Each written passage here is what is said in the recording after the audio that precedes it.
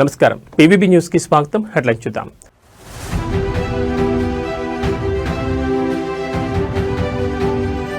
నేడు మంత్రులతో సీఎం రేవంత్ కీలక సమావేశం. పంచాయతీ ఫలితాలపై నియోజకవర్గాల వారీగా సమీక్ష.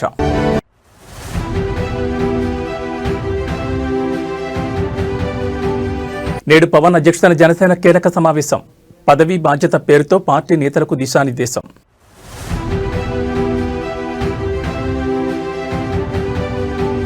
ఫోన్ ట్యాపింగ్ కేసులో కీలక పరిణామం. మాజీ సీఎస్, మాజీ ఇంటెలిజెన్స్ చీఫ్లకు సిట్ నోటీసులు.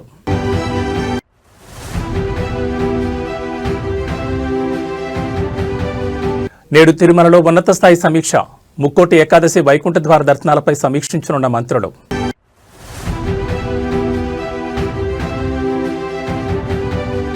ఎయిర్ ఇండియా విమానంలో సాంకేతిక సమస్య. టేకాఫ్ అయిన కొద్దిసేపటికే ఢిల్లీలో ల్యాండ్. ఇక డీటెయిల్స్ చూస్తే సీఎం రేవంత్ రెడ్డి మంత్రులతో ఇవాళ సమావేశం నిర్వహించనున్నారు. ఇంటిగ్రేటెడ్ పోలీస్ కమాండ్ కంట్రోల్ సెంటర్లో ఈ కీలక భేటీ జరగనుంది. పంచాయతీ ఎన్నికల ఫలితాలు, కాంగ్రెస్ బలపరిచిన అభ్యర్థులు గెలుచుకున్న స్థానాలపై చర్చ జరగనుంది. సర్పంచ్ ఎన్నికల ఫలితాలపై విశ్లేషించనున్నారు. మంత్రుల నియోజకవర్గాలు, వారి ఇన్ఛార్జీలుగా ఉన్న జిల్లాల్లో కాంగ్రెస్ సర్పంచ్ ఎన్నికల ఫలితాలను విశ్లేషించనున్నారు. ఆయా గ్రామాలు, మండలాలు, నియోజకవర్గాల వారి ఫలితాలు, గణాంకాలతో సహా చర్చించనున్నారు. ఇతర పార్టీలు బలపరిచిన అభ్యర్థుల ఫలితాలపై విశ్లేషణ ఉండే అవకాశం ఉంది. పంచాయతీ ఎన్నికల ఫలితాలు జోష్లో ఉన్న కాంగ్రెస్ పార్టీ ఎంపీటీసీ, జడ్పీటీసీ ఎన్నికలకు వెళ్లాలని భావిస్తున్నట్టు తెలుస్తోంది. సొసైటీ ఎన్నికలను సైతం నిర్వహించాలని భావించడంతో తాజాగా సొసైటీల ప్రస్తుత పాలక వర్గాలను రద్దు చేసి జిల్లాల కలెక్టర్లను ప్రత్యేక అధికారులుగా నియమించారు. ఈ భేటీ ఎజెండాలో ఇటీవల ప్రభుత్వం ప్రతిష్టాత్మకంగా నిర్వహించిన గ్లోబల్ సమిట్ అంశం సైతం ఉండనుందని తెలుస్తోంది. ఐఏఎస్, ఐపీఎస్ అధికారుల బదిలీలకు ప్రభుత్వం మళ్లీ రంగం సిద్ధం చేసిందని భావిస్తున్న తరుణంలో పనితీరు బదిలీలుంటాయని, దీనిపై నిర్ణయం తీసుకుంటారని తెలుస్తోంది. రాష్ట్ర స్థాయి నుంచి జిల్లా స్థాయి వరకు బదిలీల జాబితాలు చేర్చనున్నట్లు సమాచారం. మంత్రుల పనితీరుపై సీఎం రేవంత్ రెడ్డి అధిష్టానానికి నివేదిక సమర్పించిన నేపథ్యంలో ఆ నివేదిక కాపీలను ఒక్కో మంత్రికి విడిగా ఇచ్చే అవకాశం ఉంది. కొందరు మంత్రులు తమ పరిధిలోని శాఖల్లో ఆశించిన స్థాయిలో పనిచేయడం లేదని విమర్శలతో పాటు మరికొందరు జిల్లాలో గ్రూప్ తగాదాలను ఎంకరేజ్ చేస్తున్నట్లు ఆరోపణలున్నాయి. ఈ మీటింగ్లో సీఎం రేవంత్ రెడ్డి కొందరు మంత్రులను సున్నితంగా హెచ్చరించే అవకాశం ఉందని సమాచారం.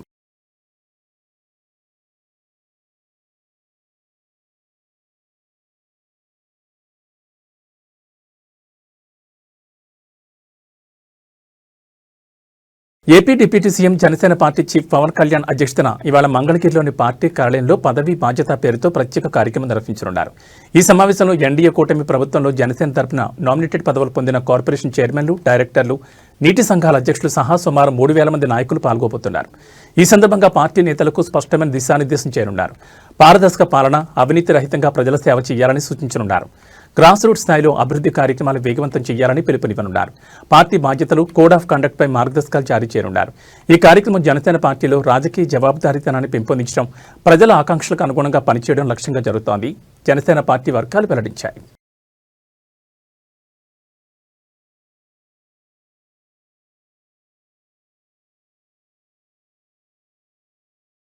తెలంగాణ రాష్ట్ర వ్యాప్తంగా సంచలనంగా మారిన ఫోన్ ట్యాపింగ్ కేసులో కీలక పరిణామం చోటు చేసుకుంది. విచారణను వేగవంతం చేసిన సిట్ అధికారులు మరో కీలక నిర్ణయం తీసుకున్నారు.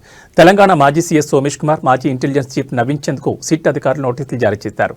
జూబ్లీహిల్స్లోని సిట్ కార్యాలయానికి విచారణకు రావాలని వారికి ఇచ్చిన నోటీసులు అధికారులు ఆదేశించారు. మరి సిట్ నోటీసులకు మాజీ సీఎస్, మాజీ ఇంటెలిజెన్స్ చీఫ్లు ఏ విధంగా స్పందిస్తారో తెలియాలంటే వేచి చూడాల్సింది.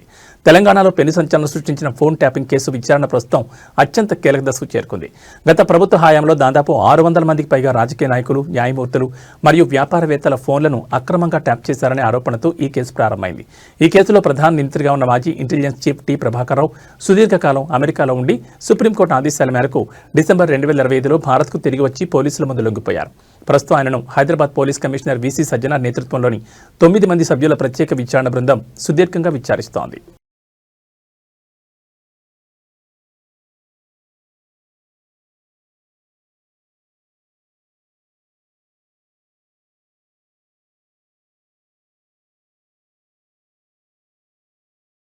తెలంగాణ రాష్ట్ర జలవనరులు, పౌర సరఫరాల శాఖ మంత్రి ఉత్తమ్ కుమార్ రెడ్డి ఇవాళ హస్తినకు వెళ్లనున్నారు. రాష్ట్రంలోని పలు కీలక నీటిపారుదల ప్రాజెక్టులకు పర్యావరణ అనుమతులు మంజూరు చేయాలంటూ కేంద్ర పర్యావరణ, అటవీ, వాతావరణ మార్పుల మంత్రి భూపేంద్ర యాదవ్ను కలవనున్నారు. ఈ భేటీలో తెలంగాణ ప్రభుత్వం ప్రతిపాదిస్తున్న నీటి ప్రాజెక్టులకు సంబంధించిన అనుమతులు, అటవీ భూములు, గౌరవెల్లి ప్రాజెక్టుకు పర్యావరణ అంశాలపై ప్రధానంగా చర్చించనున్నారు. అయితే మంత్రి ఉత్తమ్ కుమార్ రెడ్డి ఇటీవల ఆంధ్రప్రదేశ్ ప్రభుత్వం ప్రతిపాదిస్తున్న పోలవరం, నల్లమల సాగర్, పోలవరం ప్రాజెక్టుపై అభ్యంతరాలు వ్యక్తం చేశారు. ఇప్పటికే కేంద్ర మంత్రి భూపేంద్ర యాదవ్కు ఆ ప్రాజెక్టుకు ఎలాంటి అనుమతి ఇవ్వొద్దని కోరారు. ఆంధ్రప్రదేశ్ ప్రభుత్వం ప్రాజెక్టు స్కోప్ను మార్చి గోదావరి జలాల వాటాలు, పర్యావరణ నిబంధనలు ఉల్లంఘిస్తోందని ఆరోపించారు. అదేవిధంగా తెలంగాణకు చెందిన ప్రాజెక్టులకు త్వరితగతిన క్లియరెన్స్లు ఇవ్వాలని మంత్రి కోరనున్నారు. అదేవిధంగా మంత్రి ఉత్తమ్ రేపు కేంద్ర వినియోగదారుల వ్యవహారాలు, ఆహారం, ప్రజా పంపిణీ మంత్రి ప్రహ్లాద్ జోషిని కలవనున్నారు. మరి అదేవిధంగా కృష్ణా నదీ జలాల విషయంలో నేను ఇంకా వివరంగా రేపు ఫ్యాక్ట్స్, ఫిగర్స్, డేట్స్ తో సహా క్రాలజీతో రేపు చెప్తాను. అంటే ఈరోజు టైం తక్కువ ఉంది, మిమ్మల్ని కూడా ఎక్కువ ఇబ్బంది పెట్టకుండా నేను ఇన్ షార్ట్ ఈరోజు చెప్తాను.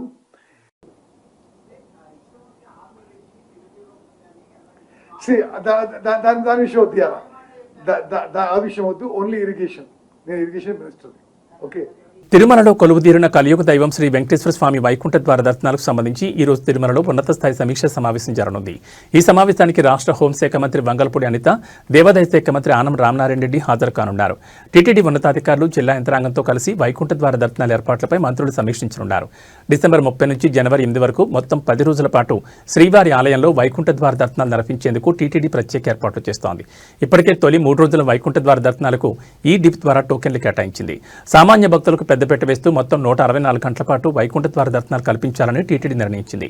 మిగిలిన 7 రోజుల పాటు ఎలాంటి టోకెన్లు లేకుండానే భక్తులకు వైకుంఠ ద్వార దర్శనాలు కల్పించేందుకు టీటీడీ ఏర్పాట్లు చేస్తోంది. ఈ నేపథ్యంలో తిరుమలకు భారీగా తరలివచ్చే భక్తులకు వసతి, అన్నప్రసాద వితరణ, త్రాగునీరు, పారిశుద్ధ్యం వంటి సదుపాయాలపై ప్రత్యేక దృష్టి సారించింది. గత ఏడాది ముక్కోటి ఏకాదశి సందర్భంగా టోకెన్ల కోసం ఏర్పడిన తొక్కిసలాట్లో పలువురు భక్తులు ప్రాణాలు కోల్పోయిన ఘటనను దృష్టిలో ఉంచుకుని ఈసారి ఎలాంటి అవాంఛనీయ ఘటనలు జరగకుండా ప్రభుత్వం, టీటీడీ పకడ్బందీ చర్యలు చేపడుతున్నాయి. భక్తులకు ఎలాంటి అసౌకర్యం కలగకుండా భద్రతా ఏర్పాట్లపై కూడా సమీక్షలో కీలక నిర్ణయాలు తీసుకునే అవకాశం ఉంది.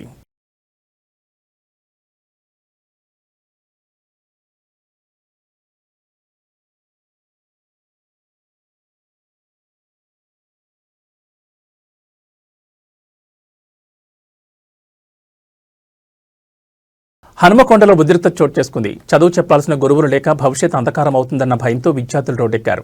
హనుమకొండలోని పెద్దమ్మగొండ వద్ద Telangana tribal welfare junior college విద్యార్థులు భారీ ఆందోళన దిగారు. ఏడాది కాలంగా క్లాసులు జరగడం లేదని, లెక్చరర్లు లేక తాము తీవ్రంగా నష్టపోతున్నామని విద్యార్థులు ఆవేదన వ్యక్తం చేస్తున్నారు. పెద్దమ్మగడ్డ వద్ద రోడ్డుపై బైఠాయించి నిరసన తెలపడంతో వాహనాలు రాకపోకలు పూర్తిగా నిలిచిపోయాయి. అధికారులు స్పందించి ఫ్యాకల్టీని నియమించే వరకు కదిలే తెలియదని విద్యార్థులు భీష్మించి కూర్చున్నారు.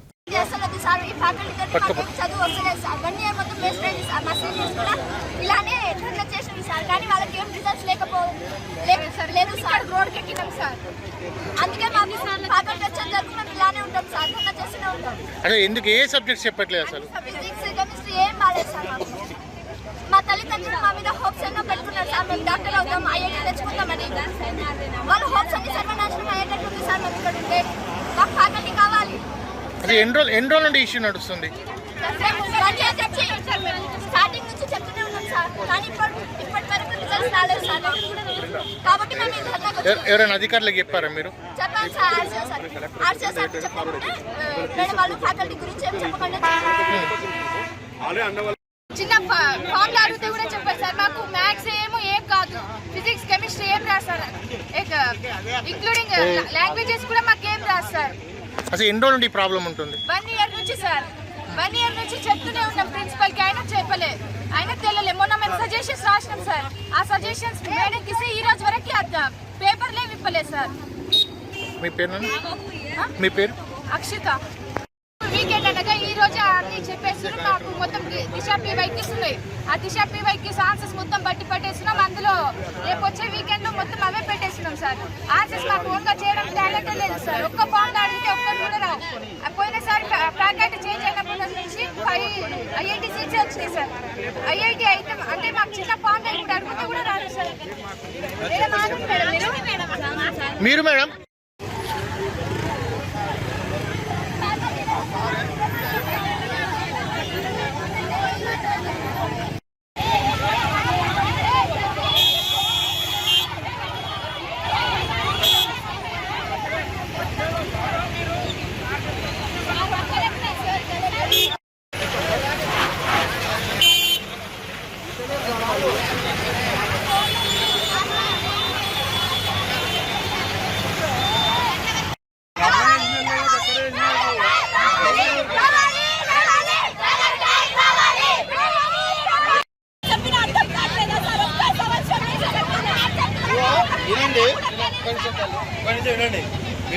5 నిమిషాలుగా మళ్ళీ కూర్చుంటారు జామ్ అయింది. అదే ఒక అంబులెన్స్ కూడా ఉన్నది. దయచేసి ఒక 10 నిమిషాలు అడుగుండాలి. మళ్ళీ వచ్చి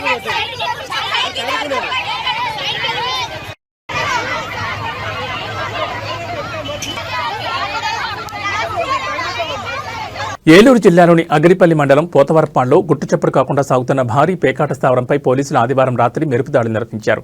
mango bay cultural and recreation society పేరుతో నిర్వహిస్తున్న ఈ క్లబ్లో జరుగుతున్న అక్రమ కార్యకలాపాలను రట్టు చేస్తూ పోలీసులు భారీ స్థాయిలో రికవరీ చేపట్టారు. ఈ కేసులో విచారణ వేగవంతం కావడంతో నిందితులను ఏలూరు కోర్టులో హాజరుపరచనున్నారు.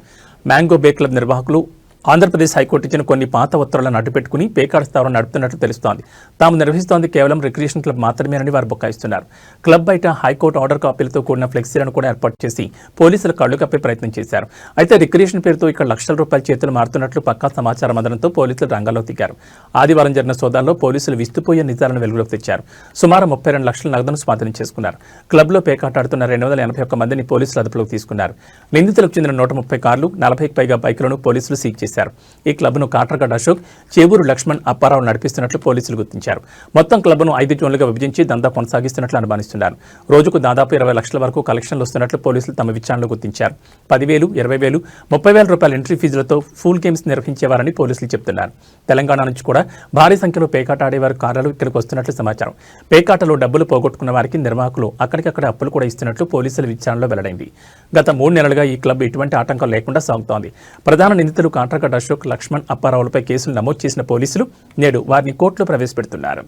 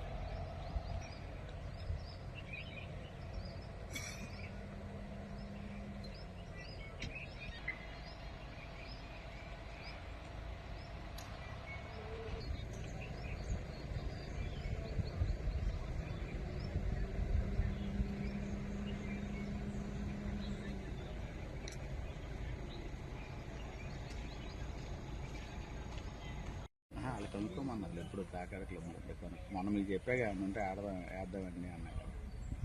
మన వాళ్ళు కొనుక్కోమన్నా కదా అంటే వాళ్ళు లోపల అసలు అయినా ఆడు ఆడుతున్న నెల నుంచే కదా.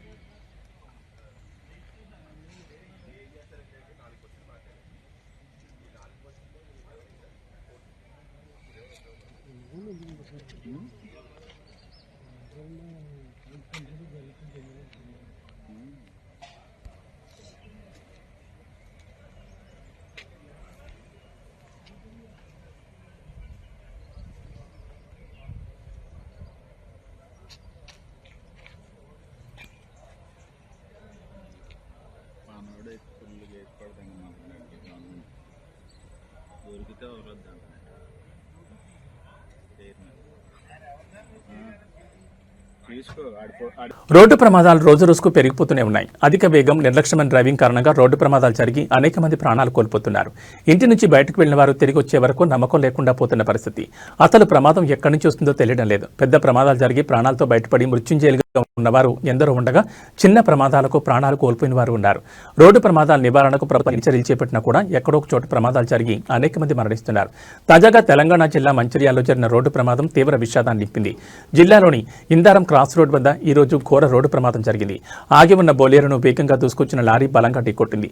ఈ ప్రమాదంలో ముగ్గురు అక్కడికక్కడే మృతి చెందారు. వరి నాట్లు వేసేందుకు మహారాష్ట్ర నుంచి కరీంనగర్ జిల్లాకు 23 మంది కూలీలు బొలేరోలు వెళ్తున్నారు. ఈ క్రమంలో ఇందారం క్రాస్ వద్ద బొలేరో వాహనం కొద్దిసేపు ఆగింది.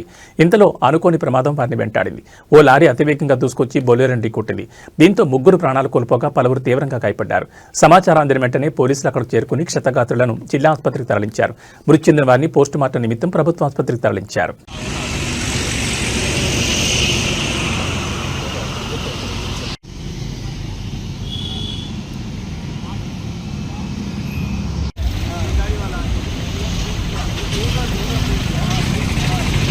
బాపట్ల జిల్లా చీరాల్లో భారీ అగ్ని ప్రమాదం చోటు చేసుకుంది. జాతీయ రహదారి పనుల్లో నిమగ్నమై ఉన్న ఒక భారీ మొబైల్ క్రేన్ ఒక్కసారిగా అగ్ని ప్రమాదానికి గురైంది. విజయనగర్ కాలనీ వద్ద వాడరేవు పిడుగురాళ్ల రహదారి పనుల వద్ద ఈ ఘటన జరిగింది. క్రేన్ ఇంజన్లో అకస్మాత్తుగా చెలరేగిన మంటలు క్షణాల్లో భారీగా వ్యాపించాయి. మంటల ధాటికి క్రేన్ ఇంజన్ భాగం పూర్తిగా కాలిపూడిదైంది.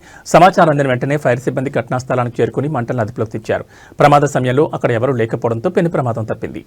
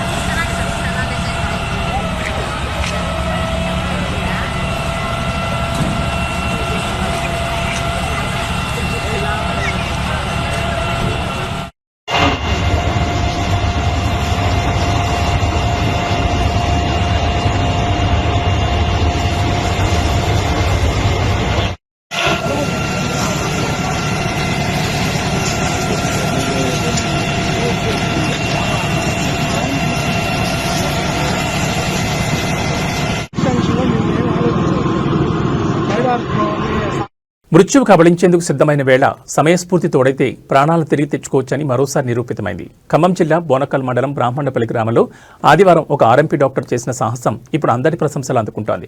పడక లక్ష్మయ్య అనే వృద్ధుడు ఆదివారం తన పనుల్లో ఉండగా ఒక్కసారిగా గుండెపోటుకు గురయ్యారు. శ్వాస తీసుకోవడం ఇబ్బందిగా మారి కళ్ల ముందే కుప్పకూలిపోయారు. ఏం చేయాలో పాలుపోకాకుడున్న వారు ఆందోళన చెందుతున్న తరుణంలో స్థానిక ఆర్ఎంపీ డాక్టర్ గోపాలకృష్ణ అక్కడికి చేరుకున్నారు. పరిస్థితిని గమనించిన గోపాలకృష్ణ క్షణం కూడా ఆలస్యం చేయకుండా లక్ష్మయ్యకు సిపిఆర్ చేయడం ప్రారంభించారు. గుండెపై ఒత్తిడి కలిగిస్తూ శ్వాస అందేలా ఆయన చేసిన ప్రయత్నం ఫలించింది. కొద్దిసేపటికే లక్ష్మీ స్పృహలోకి రావడంతో అందరూ ఊపిరి పీల్చుకున్నారు. ఆపదలో ఉన్న వ్యక్తికి ప్రాథమిక చికిత్స అందించి ప్రాణదాతగా నిలిచిన డాక్టర్ గోపాలకృష్ణను గ్రామస్తులు, లక్ష్మీ కుటుంబ సభ్యులు కొనియాడారు. గుండెపోటు వచ్చిన సమయంలో మొదట కొన్ని నిమిషాలు అత్యంత కీలకం. ఈ సమయంలో సిపిఆర్ వంటి ప్రాథమిక చికిత్సపై అవగాహన ఉంటే ఎంతో మంది ప్రాణాలను కాపాడొచ్చని ఈ ఘటన మరోసారి గుర్తు చేసింది.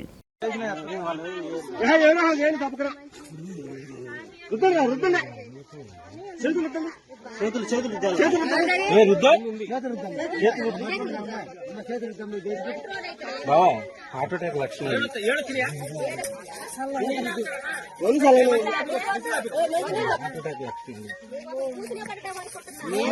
అరే 108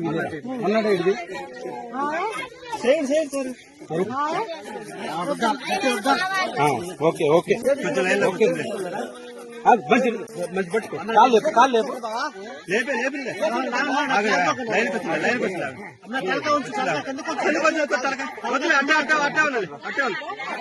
నేను చేస్తలే కానీ నువ్వు గట్టి రుద్దుకో.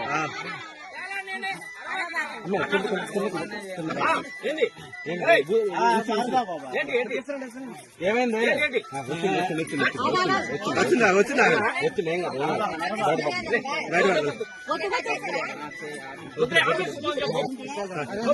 బీపీకి షుగర్ కొడుతున్నావా? BP sugar కొడుతున్నావా?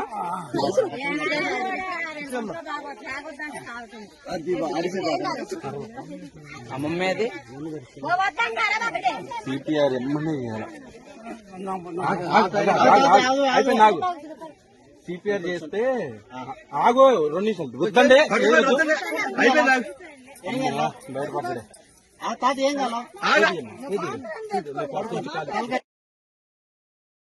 ఎయిర్ ఇండియా విమానానికి పెను ప్రమాదం తప్పింది. ఢిల్లీ నుంచి ముంబైకి వెళ్తున్న ఎయిర్ ఇండియా విమానంలో సాంకేతిక సమస్య తలెత్తింది. టేకాఫ్ అయిన కొద్దిసేపటికే ఇంజిన్ ఆయిల్ ప్రెజర్ తీవ్రంగా తగ్గిపోయింది. 0 లెవెల్కి పడిపోయింది. వెంటనే గుర్తించిన సిబ్బంది అప్రమత్తమయ్యారు. ప్రయాణికుల భద్రతను దృష్టిలో పెట్టుకుని వెంటనే ఢిల్లీలో తిరిగి ల్యాండ్ అయిపోయింది. దీంతో పెను ప్రమాదం తప్పింది. ప్రయాణికులు సిబ్బంది అంతా క్షేమంగా ఉన్నారు. ఎవరికీ ఎలాంటి ప్రమాదం జరగకపోవడంతో అంతా ఊపిరి పీల్చుకున్నారు. A1887 విమానం ఇందిరాగాంధీ అంతర్జాతీయ విమానాశ్రయం నుంచి సోమవారం తెల్లవారుజామున 3:20 ముంబైకి బయలుదేరింది. అయితే విమానం గాల్లోకి ఎగరగానే పైలట్లు కుడివైపు ఇంజిన్ ఆయిల్ ప్రెజర్ పడిపోయినట్లుగా గమనించారు. వెంటనే అప్రమత్తమై విమానాన్ని కొద్దిసేపటికి ఎమర్జెన్సీ ల్యాండింగ్ చేసేశారు. ఢిల్లీ విమానాశ్రయంలో ప్రయాణికులంతా క్షేమంగా దిగేశారని, ఎవరికీ గాయాలు కాలేదని అధికారులు తెలిపారు.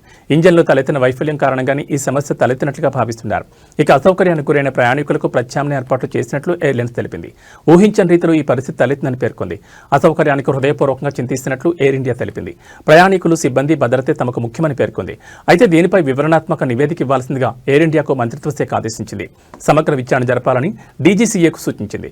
అలాగే ప్రయాణికులకు అన్ని విధాలా సహాయం అందించాలని, తదుపరి విమానాల్లో సర్దుబాటు చేయాలని తెలిపింది.